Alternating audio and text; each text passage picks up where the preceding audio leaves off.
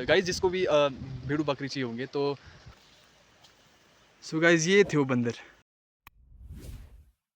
जो मेरी वीडियोस को इतना सुंदर बना रहे हैं। नमस्कार दोस्तों, तो आज मैं आपको ले चलता हूँ अपने खेतों में जहाँ मैं अपने बैलों को घास चराने ले जा रहा हूँ। तो मैं आपको बताता हूँ, आपको बहुत मज़ा आएगा और बहुत कुछ रोचक बातें होंगी जो इस वीडियो में आपको मैं दिखाने वाला हूँ। तो आप देखते रहिए। मेरे बहुत सारे खुमानी के पेड़ लगे हुए हैं, तो उस ज़मीन पर बिखरे हुए हैं, तो उनको उठाने के लिए मुझे जाना पड़ेगा आज। और उसको उठाने के लिए मेरे पास एक, मैं दिखाता हूँ आपके पास, इस तरह का एक साधन है, ठीक है। इसको बोलते हैं किल्टा हमारी भाषा में। इससे हम अपने सामान को उठा करके इजीली अपने घर तक लाते हैं। तो बस बने रहिए मेरी इस वीडियो में। तो चलिए दोस्तों, मैं भी अपने बैलों को घास चराने अपने खेतों में ले जा रहा हूँ, ले जाने आ चुका हूँ। तो मैं आपको दिखाता हूँ। तो दोस्तों, मैं अपने बैलों के खुड में पहुँच चुका हूँ। तो अब मैं आपको बताता हूँ। तो बस दोस्तों, अब मैं इन्हें अपने खेतों में ले जा रहा हूँ घास चरने। और ये है मेरे बड़ी भैया का खुड, और उनके बैल भी आज मेरे साथ मेरे खेतों में जाने वाले हैं घास चरने। तो मैं आपको दिखाता हूँ उनके बैलों को भी, और इनके बैलों को भी छोड़ना पड़ेगा क्योंकि मैंने भैया से बात की थी। उन्होंने कहा था कि तू छोड़ दे, मैं थोड़ी देर से आऊँगा, ठीक है। और भैया के बैलों को भी अब मैं छोड़ चुका हूँ और इन्हें ले जाता हूँ मैं अपने खेतों में घास चराने।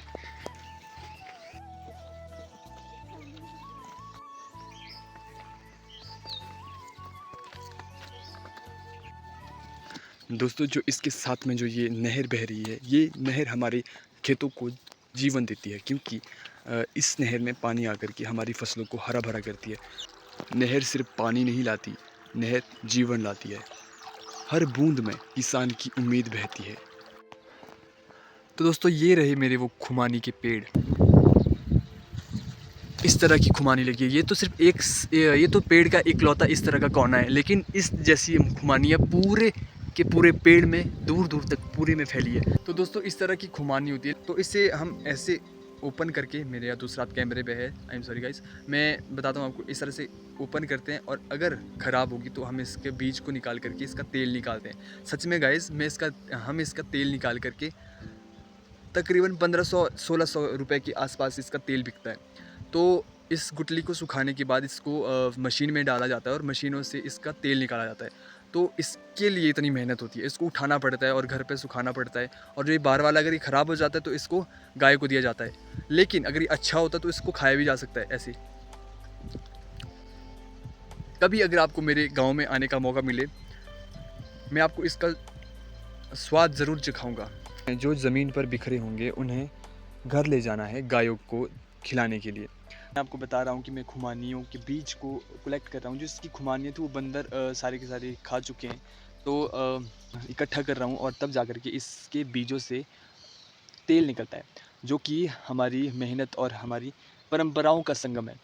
हमारी परंपराओं के संगम की एक निशानी है। हमारे गांव की अहमियत के बारे में काफ़ी बताती है, जो हमारी जेब को भी भरती है। जैसे कि मैंने आपको बताया कि वो तकरीबन 1500-1600 रुपये के बीच में बिकता है, तो हमारी जेब को भी भरे रखता है। और हमारे स्वास्थ्य के लिए भी इसका तेल काफ़ी जो अच्छा होता है, काफ़ी बेनिफिशियल होता है, काफ़ी लाभदायक होता है। आप अक्सर मुझसे पूछते हो कि तेरे लिए गांव में ऐसा क्या है जो शहर में ऐसा कुछ नहीं है। तो मैं आपको एक चीज़ बताना चाहूँगा, जो आप कहते हो कि गांव में कुछ भी नहीं रखा और शहर में सब कुछ है, तो मैं आपको दिखाता हूँ कि आपके शहर में ये सब कुछ होता है इस जैसा स्वर्ग। मैं बताता हूँ। सो जैसे कि आप देख सकते हो कितना ही सुहाना दृश्य है मेरे पीछे। और ये हमारे दादाजी जो इन बकरियों के मालिक हैं। और सी बोला ठीक है त्याज के शती बकरी पाई जो जांगला ले बोना ले, तो बाकी मतलब बढ़िया रोजी राजी आई बाकी। चलो ठीक है गाइस, जिसको भी भेड़ू बकरी चाहिए होंगे तो आप दादा से संपर्क कर सकते हैं, आप मुझसे संपर्क कर सकते हैं। और तो मैं दादाजी को कह सकता हूँ। तो मैं कह रहा था कि अगर कहीं मेरी वीडियो इस YouTube के समंदर में खो ना जाए, इतनी सारी वीडियो है, एंड अगर इस जैसी में कहीं खो ना जाए, तो आप मेरी वीडियोस को लाइक करें, चैनल इस परिवार का हिस्सा बने। अपने हाथों से आपने कभी किसी को खाना खिलाया होगा तो खुद ब खुद आप इस बात को महसूस करोगे कि आपको कितना सुखद महसूस हुआ होगा। वो सुख का पल मुझे यहाँ दिख रहा है।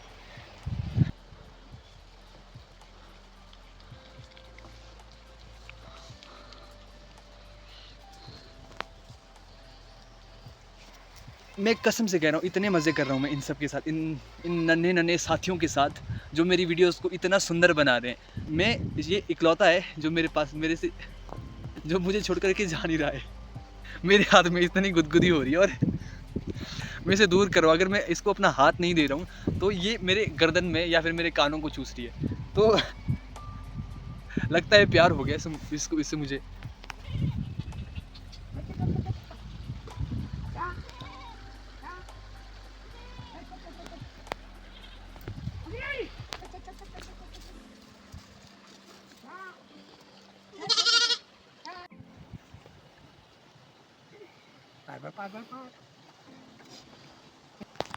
तेरे पहले खेत है मतलब कि खेत तैयारी है Mày cái tè này bé về đi bút tì bao. Bút tì, Gái bút tì. tao. रुपी मतलब वेरी री thank you. Về đi phải kì. चलो ठीक है तो चलो फिर ठीक है तब ना Kì cái vậy hả? ठीक है जी bye bye. Bao rồi bay. तो दोस्तों अब कुछ ही समय के बाद हमारे गांव में धान की फसल को उगाने का जो प्रोसेस है वो स्टार्ट होने वाला है। तो जिस तरह से भी हमारे गांव में धान की खेती होती है, तो मैं आपको वो सब कुछ बताऊंगा अपने वीडियोस के थ्रू, अपने व्लॉग्स के थ्रू आपको सब कुछ बताता रहूँगा। मेरे चैनल को फॉलो कीजिए और इस चैनल का हिस्सा बन करके मेरी ताकत को बढ़ाइए। तो दोस्तों मैं अपने वीडियो को इन बकरियों के बारे में ज़्यादा इसलिए नहीं बता पाया क्योंकि मैं हमारे खेतों के साथ में ही हमारी खुमानी के बहुत सारे पेड़ लगे हैं और उन खुमानियों से काफ़ी सारी खुमानी ज़मीन पर बिखरी हुई है और उन्हें इकट्ठा करने में लगा था। तब जा कर के मैं उनके साथ वो वीडियो नहीं बना पाया। तो अभी मैं आपको बताता हूँ, जब मैं किसी काम को छोड़ रहा था तब दूसरा काम अपने आप खड़ा हो रहा था। जैसे कि मैं खुमानियाँ उठा रहा था, उतने में बकरी आ गई थी। और दूसरी बात, अगर मैं बकरी के साथ खेलता और उस खुमानियों के पेड़ से थोड़ा सा दूर जाता तो मेरी खुमानियों के पास बंदर आ जाती। आपको मैं बताता हूँ मेरी खुमानियों को कैसे बंदर खा रहे हैं। दोस्तों जैसे जैसे मैं नज़दीक जा रहा हूँ वैसे वैसे बंदर भी काफ़ी दूर जा रहे हैं। जैसे कि आप देख सकते हो वहाँ पे होगा एक, मैं दिखाता हूँ आपको। मैं इनके लिए मना नहीं कर रहा हूँ खाने के लिए, लेकिन ये पेड़ों से तोड़ करके खा रहे हैं और पेड़ों को काफ़ी नुकसान पहुंचाते हैं और पेड़ों की शाखाओं को कई बार तोड़ करके नुकसान करते हैं। तब जा कर के मैं इन्हें भगा रहा हूँ।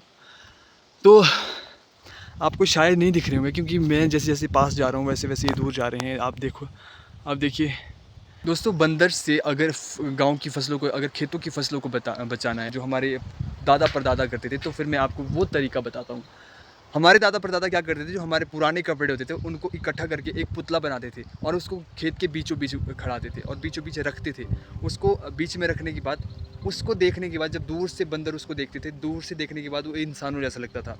तो इंसानों जैसा लगने के बाद उससे डरते थे, उसके नज़दीक आने से वो बंदर डरते थे। बंदरों के प्रकोप से बचने के लिए उस तरह के पुतलों को लगाते थे। तो मैं आपको ज़रूर बताऊँगा। जैसे कि ये खुमानी है, मुझे बंदरों को देने में मतलब कोई एतराज़ नहीं है, कोई हर्ष नहीं है, क्योंकि मैं आपको बता रहा हूँ कि जैसे ये मेरे पास एक खुमानी है।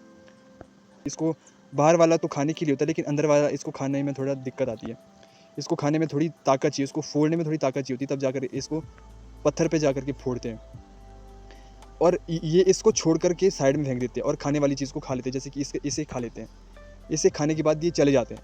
और मुझे मतलब इससे नहीं, इससे है, बीजों से हैं, जो खुमानी के बीज होते हैं इससे हैं। इसको फोड़ने के बाद एक छोटा सा बीज निकलता है, तो उस बीज को पीसने के बाद जो तेल निकलता है, बस उसको कलेक्ट करने के बाद जब वो लीटर में बन जाता है, लीटर में तब्दील हो जाता है, तो उसकी कीमत बहुत ज़्यादा हो जाती है। जैसे उसकी कीमत तकरीबन 1000, 1500, 1600 तकरीबन इतनी पहुंच जाती है।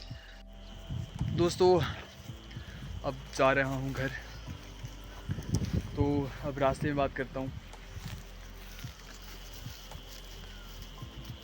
गाइस सुन सकते हो आप बंदरों की आवाज़ें। तो मेरे पीछे मेरा किल्टा है, इसमें जितनी मुझे मेरे घर के लिए, मेरी गायों के लिए वो खुमानियाँ चाहिए थी मैं ले जा चुका हूँ। इसलिए इन्हें जितना अब खाना होगा तो इन्हें खाने दे रहा हूँ। जैसे कि मैंने आपको बताया कि भाई मुझे जितनी खुमानियाँ अपने घर के लिए चाहिए थी और अपनी गायों के लिए चाहिए थी वो मैं ले आ चुका हूँ, वो मैं कलेक्ट कर चुका हूँ, अपने साथ ले आ चुका हूँ। तो अब मैं दिखाता हूँ आपको मैंने अपने घर के लिए कितनी खुमानियाँ अपने घर ले जा रहा हूँ। तो ये है वो खुमानियाँ, और ये जो है ये 2 पार्ट में मैंने डिवाइड करी है। एक तो ये वाली है जो मैं गायों के लिए ले जाऊँगा, और दूसरी ये इस थैले में जो कि मैं घर ले जा रहा हूँ। आपको दिख भी रहा होगा, थोड़ी साफ़ सुथरी सी है नहीं, लेकिन अच्छी है। इनको बस धोना पड़ेगा थोड़ा सा और ये अच्छी हो जाएंगी, जैसे कि आप देख सकते हो। इसलिए इन्हें पैक करके साइड में रख रहा हूँ और इसको उठाने के बाद मैं घर जा रहा हूँ। सो गाइस, ये थे वो बंदर। देख सकते हो कि जो ये नहर है, इस नहर में जो पानी है ये हमारे खेतों में जाता है। जैसे कि आप मेरी पिछली वीडियो में देख सकते हो, जैसे मैं अपने खेत को हल लगाने के बाद जोत रहा था, जोतने के बाद उस खेत में जो पानी है वो इस नहर से आता है।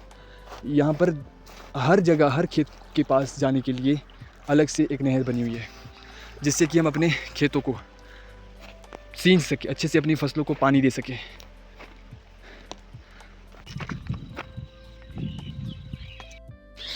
ये है मेरे बैल जो कि अब अपने घर पहुंच गए, अपने खुद पहुंच गए, तो इन्हें मैं बांध लेता हूँ।